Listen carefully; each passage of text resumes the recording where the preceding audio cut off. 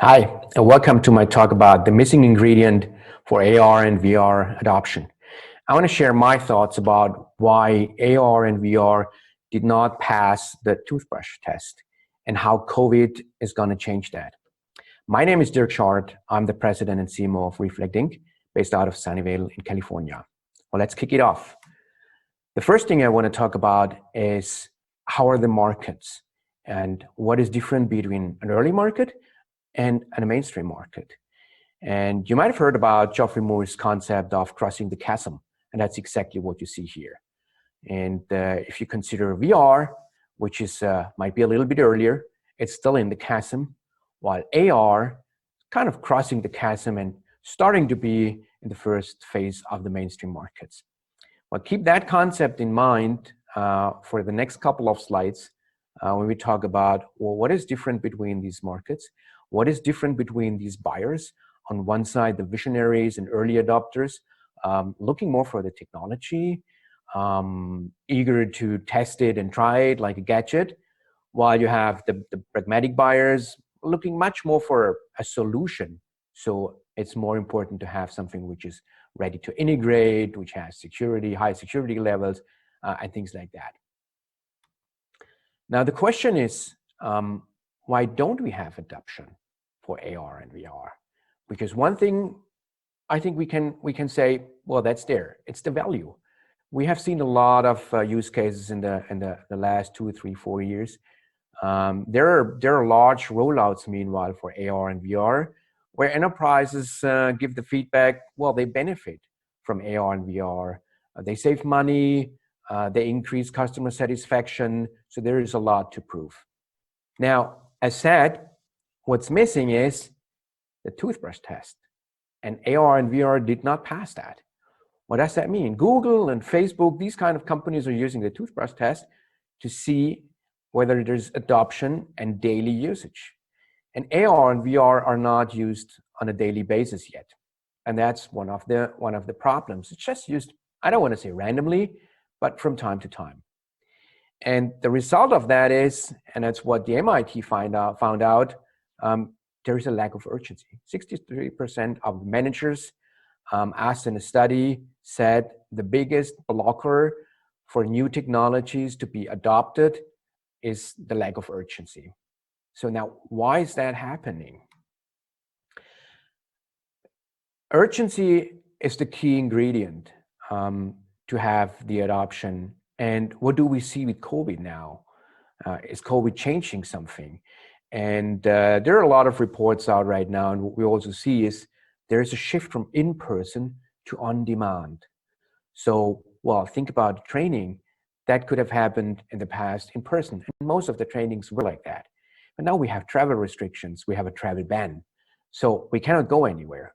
We cannot access manufacturing sites. We cannot access labs and things like that. So now from one day to the other, we were kind of forced to change our behavior and find new ways. And that's happening through remote AR in different ways, as said, training, but also think about healthcare, where all these people have to work on new devices and they need onboarding. It's about troubleshooting. It's about all of these things. You see that change. And what we also see when we talk about the rise of remote is that behavioral change can see it in the downloads of apps. That's what you see here for the US, UK, France, and Germany. Downloads of different kinds of apps, Hangouts, a house party, which is an interesting tool where you can join a room, other people can see it. So you can have that typical small talk and chat, what you usually have at the coffee machine or during lunch break. You can use house party for that. We have Microsoft Teams and Zoom meetings, of course, so more the business-related tools. But that chart shows not only business, that shows also consumer applications. And in all of these apps, you see, of course, a high rate of growth during COVID. And that has an impact. That has an impact on how we collaborate, how we engage with each other. Now, if we see that for augmented reality and remote support, and have a look at the red line here, what you see is there is, of course, a peak. There's a peak due to COVID.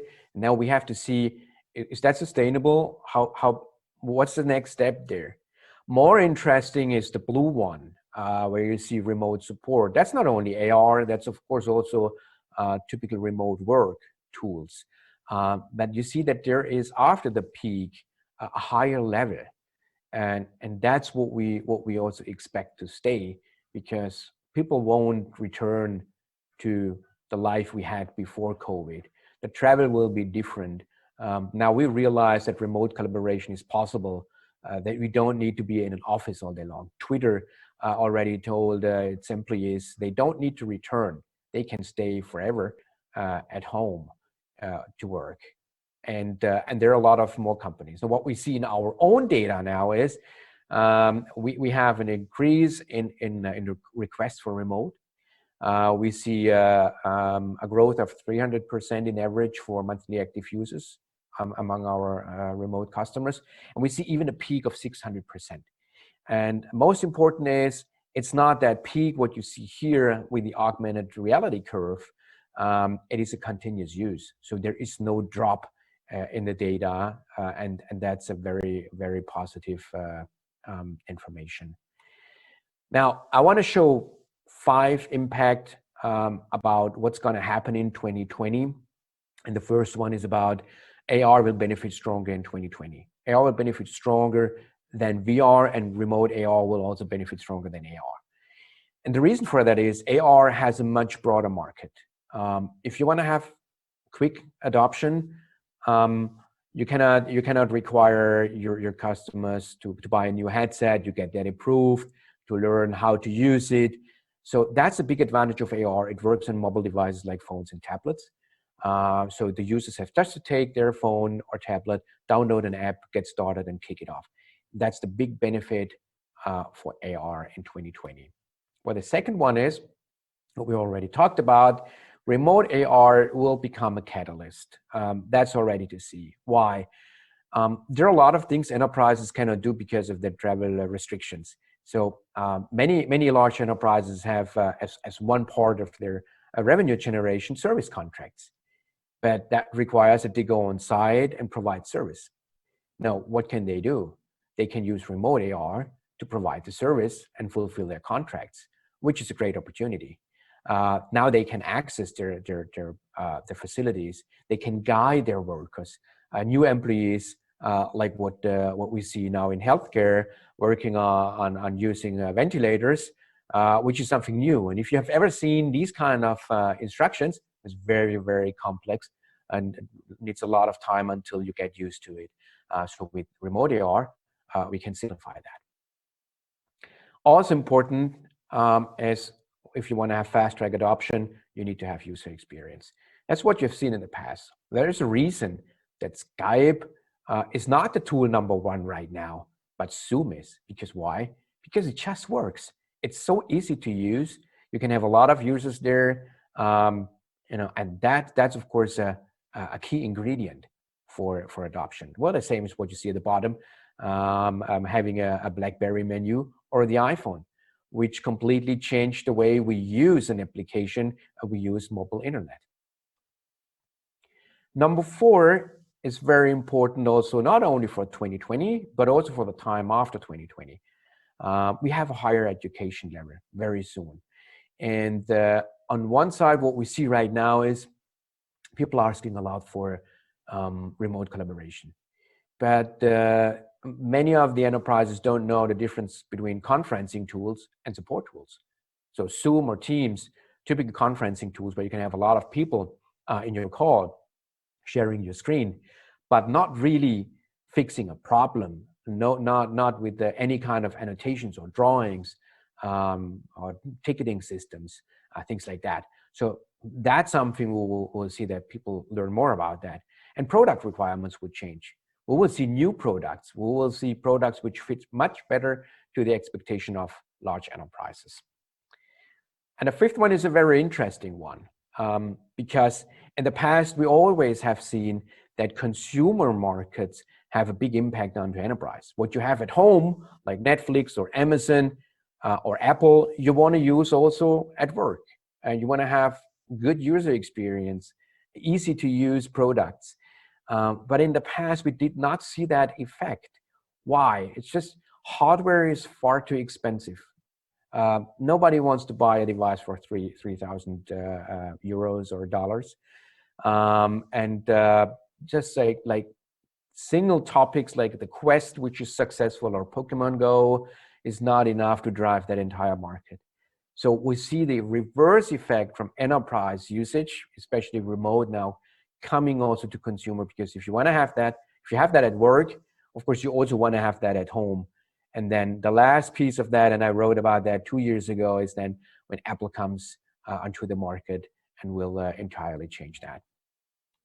Now, what does that mean? What are the key takeaways out of that? And I have three categories. It's one side for the users, for the AR startups or AR vendors, and also for the investors.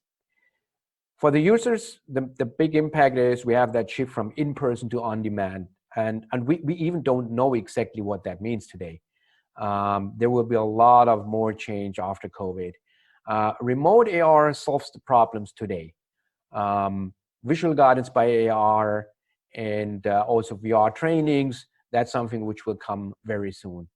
And important to keep in mind, conferencing is not support. There is a difference between these tools. They're targeting different audiences. For the AR companies, AR startups, the demand will change. Product requirements will change. There will be new opportunities for AR and VR products. Ecosystem speed standalone tools, integration, security, all of these topics will be more relevant, and Apple will also show what you can do with an ecosystem. And of course, coming back to what we had in the first slide, crossing the chasm, dealing with pragmatic buyers, we need to get prepared for scaling and what that means, because that's not happening today, neither in the content production nor in support and other topics. And for the investors, and I'm full of hope that investors see the potential in the business sector, and not only in gaming. There is an urgency in the remote AR market, and that shows that there is adoption following. There's a value and urgency, so both ingredients for a successful adoption. We see scaling with 6x, and that's happening right now and solving real problems.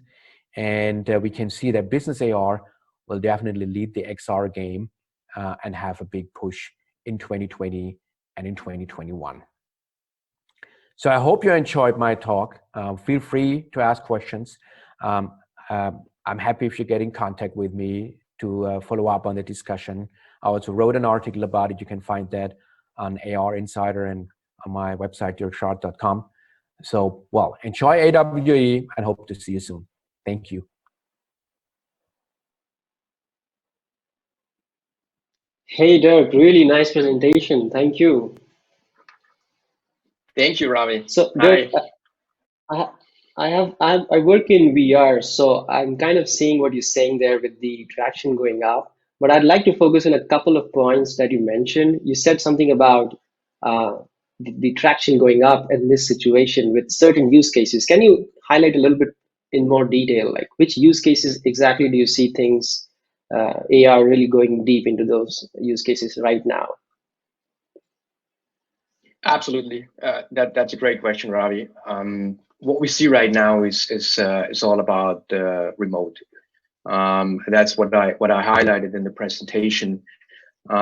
This is something you can get started easily because devices are available, and a lot of companies see the urgency because they just cannot access their facilities anymore. They cannot get people on board, or another example is they just cannot provide the service anymore, and get not their hands on parts anymore. So that's the best example on showing what does urgency mean, right? It's not a question Right. whether you use a new tool or you still use your old tool. You have to. And I see there also, of course, the basis for the other parts, let me say, for the visual guidance with AR, but also for VR, because you're in the VR space, right? Once people now see, and users see, well, I can fix a problem. I can then, draw the annotations there and get kind of the first experience with the AR. then the next logical step is, of course, that I want to have more guidance, pre-authored stuff, and VR. Right, which brings me to the next question, which is just come in from Diogo, which says, how does COVID impact smart glasses and VR glasses market in enterprises? Most of them are multi-user. It's a very good question, and it's not that easy to answer that without looking into the glass bowl. I see two things. On one side, the urgency we're seeing right now will also have an impact on the smart glasses, because that's of course required to use AR in the full version with the full potential. Right, you need to have something which is hands-free. On the other hand, we must not forget that we have a lot of problems in manufacturing right now. So there are a lot of delays. I mean, even Apple already announced that they probably delay the iPhone launch, and so that's of course the downside of it. That we don't know when is Apple going to come with smart glasses. How is it affecting other suppliers? So I see the urgency, but I see also a delay. So I think we will have to be patient with the smart glasses. That's a great response, which is pretty much what we are seeing. People want to buy the Oculus Go and Quest. They're not getting hold of it right now. So yes, the traction is going to pick up with time, I guess. We're almost finishing our time. One more question. Any predictions for 2020? That's a good one. Prediction is difficult. What is the new normal? It's more a question than a prediction. But I guess it's what we've seen in the data.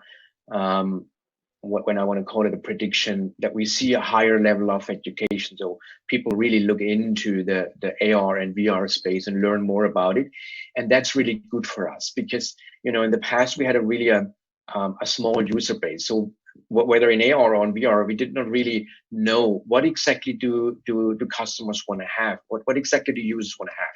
So my prediction is for this year, we will have much more precise product requirements. We will see what users really need, and that will help us to build the right products for it. I would love to keep talking, Dirk, there are other questions that are coming in the chat. It would be great if you can take a look and answer them, because we'll have to wrap up this conversation here. It was great listening to your presentation and your answers. Thank you so much for your time. Thank you, Ravi. And have a great time. And with you too. And with that, I think we will have to close this session. We will be back with our next sessions at 1 p.m. Pacific.